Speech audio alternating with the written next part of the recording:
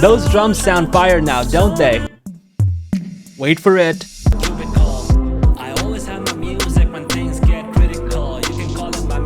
Man, I love these drums, they're so sick.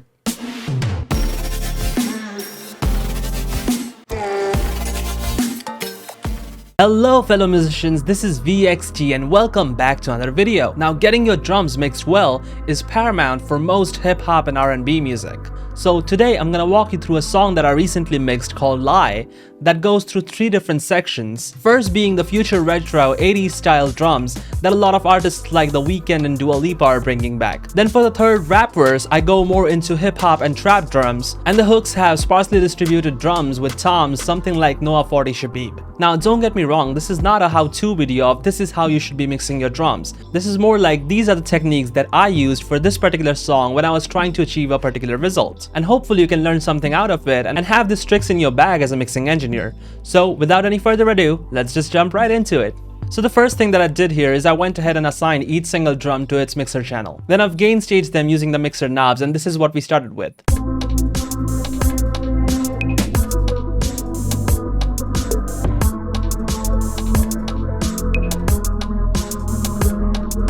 So not a bad start, to be honest, and that's also one of the first points that I want to mention, is make sure that you're starting off with great samples. Now the kick and the snare samples that you hear might be a little familiar because I've actually extracted them using Splitter from Drake's Hold On We're Going Home produced by Majid Jordan. And you can definitely borrow samples if you need to from other songs. You just have to make sure that it actually fits well with your record by the end of the mix. So let's start with the main element with the kick on 1 and 3 and the snare at 2 and 4.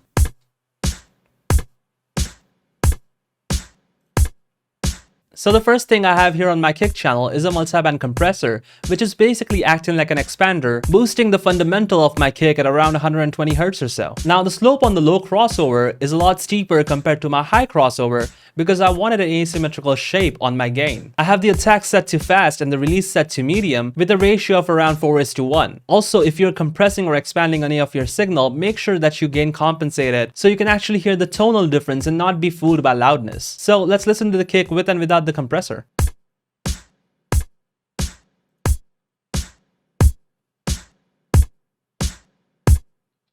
The fast attack time lets the transient through, but the low frequency boost makes the kick sound a lot more thumpier. The next thing I have on there is a limiter to make sure we're not actually clipping. The attack and release times for this limiter are a lot slower compared to my multiband compressor, so they're not shaping the transients as much.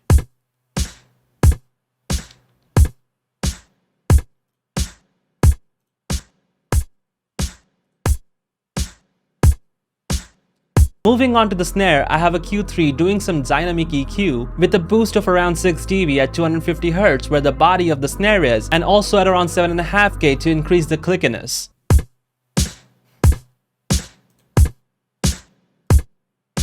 And the next thing I have here is a multiband compressor again to control some of the high mids and the high frequencies, and then some really fast attack gain on the low mids and the mids. Now this fast attack helps the snare sound more bouncy, so listen to the difference.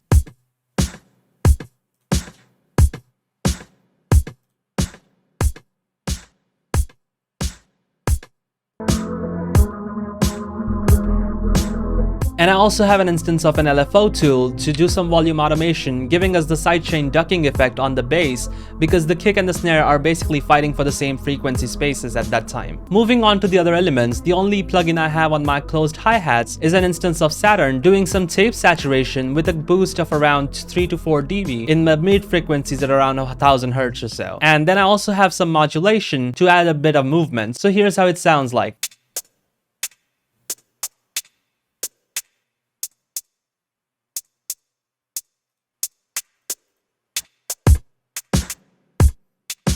The saturation definitely adds a spice and a bit of humanness to the feel. As for the open hi-hat, the only plugin I have on there is an instance of Soundmodizer giving me some multiband compression, so I just went with it.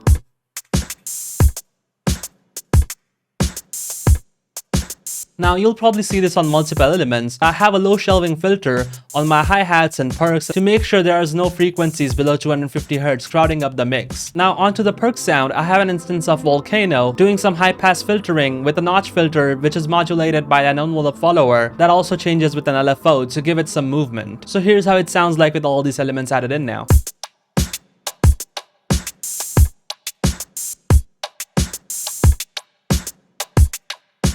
Now this is already a great sounding drum groove, but I wanted to add some ear candy and some elements here and there just once every 4 bars so it doesn't get too repetitive. So the first thing I added was a clave sound every 4 bars, which basically sounds like this. Now that's not a flattering sound by itself, but it only plays once every 4 bars, and I still wanted to control some frequencies on that clave to make sure it's not too harsh. So I took off some frequencies with a dynamic EQ at 2.5K and its third harmonic, so here's what it sounds like now. Now on the 4 and of the beat, I wanted to add a tom sound to give it more of a groove, and I have some saturation on the high mids and the high frequencies with some tape emulation to give it more of a retro feel. And then every other bar, instead of using the tom, I'm using a boxy snare to give the same kind of groove.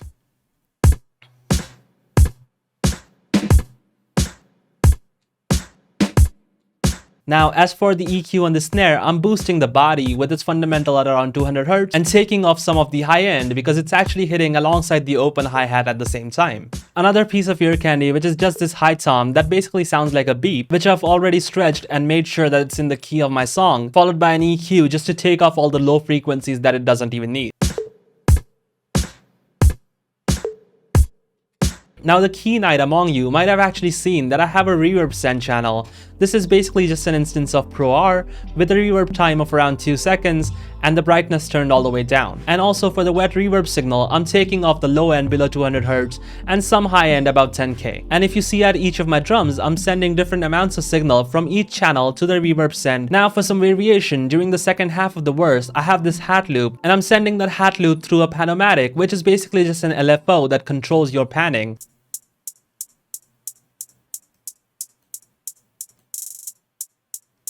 And now, just to add some more stereo depth, I'm gonna pan certain elements to the left or right. So here's what we have so far in the context of the song. Make sure to always listen to your mixes in the context of your instruments and basses to see if it actually fits.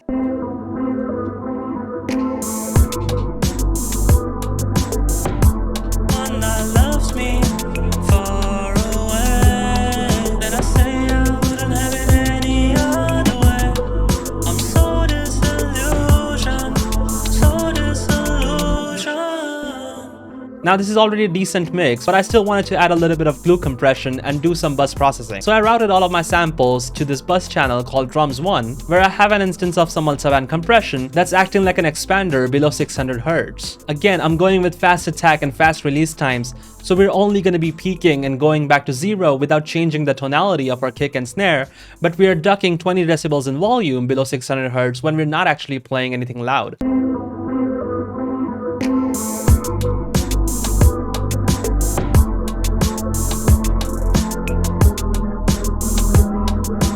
Now on my drum bus, I have it followed up with an instance of Neutron where I'm doing some sculpting based on the drum mix from Isotope, followed with an EQ where I'm taking some of the high-end harshness where the vocals are going to be sitting, and last but not the least, I have a limiter on my drum bus to make sure I'm not clipping. So here's how the drums sound now.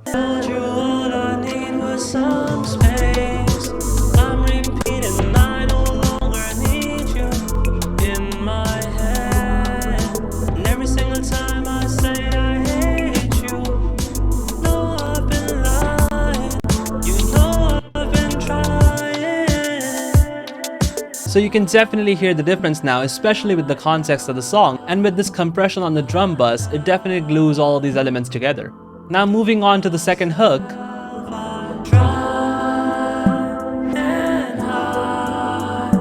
So the drums here are pretty sparse and it's just a couple of toms giving you a sense of rhythm. Now the first thing that I did was make sure that these toms were hitting the root note of the bass that I was playing, and then some EQing to take off some of the resonances before we compress with the punch style of around 6:1 ratio with a really fast attack and a slow release.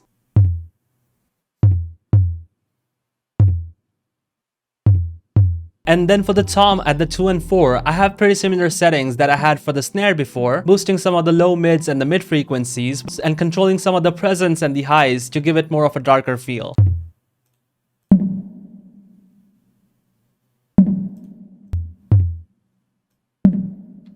Also, I have a full band compressor right after it that's actually being triggered by the internal sidechain of around 200Hz where the fundamental frequency for this tom lied. I have the attack and release both set to pretty fast here because I wanted to basically squash the transients and make it sound more smooth.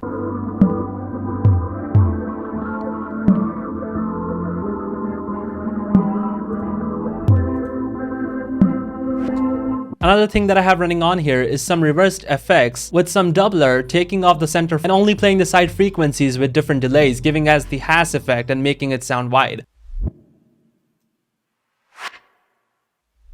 Pretty subtle, but it adds to the ominous nature. And then on the second half of the hook, I have a volume automation on the hi-hats before we transition into the trap part.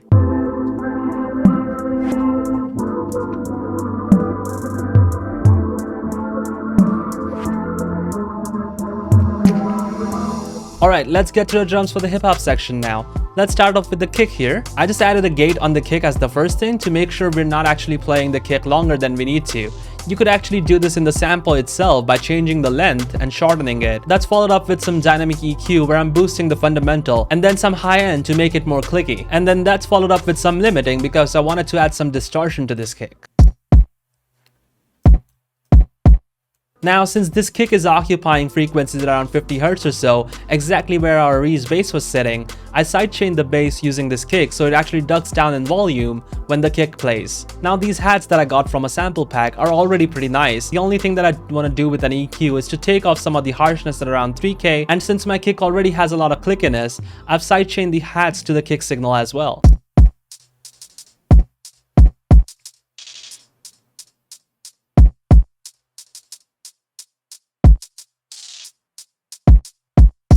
Now for the top loop, this is what I started with.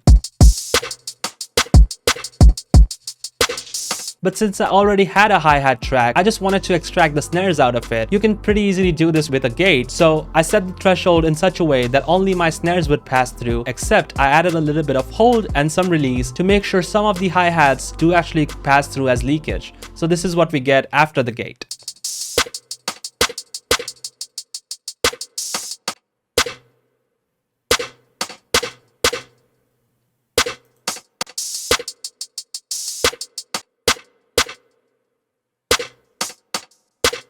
And I'm adding some really smooth compression with a gain reduction of around a dB or so to make sure I smooth out the snares a little bit more. Now here's this top loop with the context of hats and kick.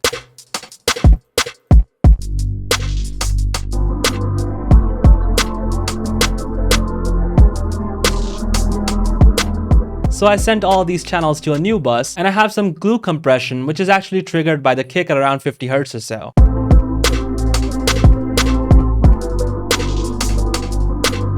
Next on this drum bus, I have Neutron, where I'm doing some sculpting, taking off some of the frequencies around 500 Hz where my vocals are actually dominating, followed by a compressor with similar settings as the last one. And at the end of it all, I have a limiter section with a hard knee to make sure we're not clipping and add some minor distortion. So here's what we have now with the context of the song.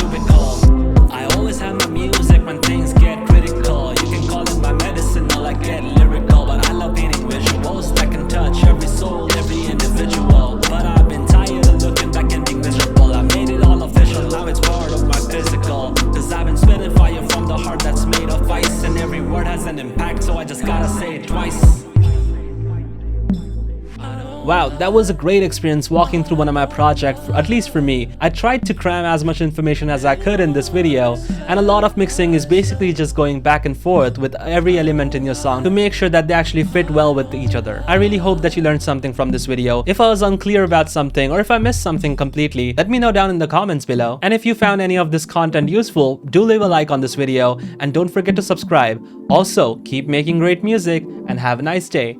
Peace.